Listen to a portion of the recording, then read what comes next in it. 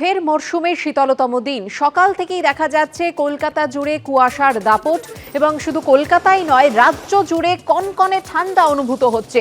ঠিক কত তাপমাত্রা জানবো, আমাদের প্রতিনিধি ঐশী মুখোপাধ্যায় আমাদের সঙ্গে রয়েছেন সরাসরি। ঐশী,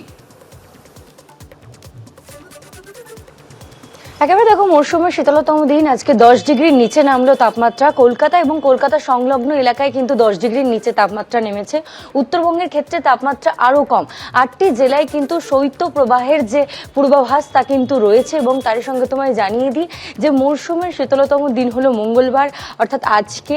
এবং তারই সঙ্গে কলকাতাতে সকালবেলা থেকে যেমনটা দেখা যাচ্ছে যে কুয়াশার দাপট রয়েছে, কলকাতার সংলগ্ন জেলাগুলিতেও কিন্তু সকালবেলা কুয়াশার দাপট থাকছে। তবে বেলা বাড়লে কিন্তু আকাশ স্বচ্ছ হয়ে যাবে, এমনটাই কিন্তু আবহাওয়া দপ্তরের পূর্বাভাস। এর সঙ্গে তোমায় জানিয়ে রাখি, বৃষ্টির কোনো পূর্বাভাস না থাকলেও বিগত 72 ঘন্টায় কিন্তু 5 ডিগ্রি কমে গেছে এই কলকাতা শহরের তাপমাত্রা।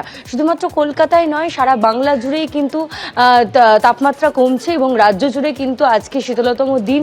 বিভিন্ন জায়গায় কিন্তু 9 ডিগ্রির নিচেও তাপমাত্রা গিয়েছে, এবং তারই সঙ্গে কলকাতাতে কিন্তু 10 ডিগ্রির নিচে নেমেছে পারদ।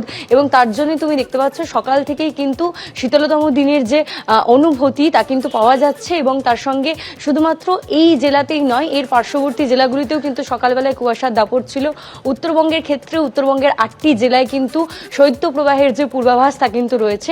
এবং অন্যদিকে কিন্তু দেখা যাচ্ছে যে কলকাতা এবং কলকাতা সংলগ্ন এলাকায় গত 72 ঘন্টায় কিন্তু 5 ডিগ্রির কমে গিয়েছে তাপমাত্রা। এবং এরকম ঠান্ডা, এরকম শীতলতম দিন কিন্তু আমরা দেখেছিলাম 2025 সালের 26শে ডিসেম্বর, কিন্তু তারপরে দেখা গিয়েছিল 31শে ডিসেম্বর, এবং তারপরে আজকে কিন্তু 6 জানুয়ারি দেখা যাচ্ছে যে কলকাতায় শীতলতম দিন।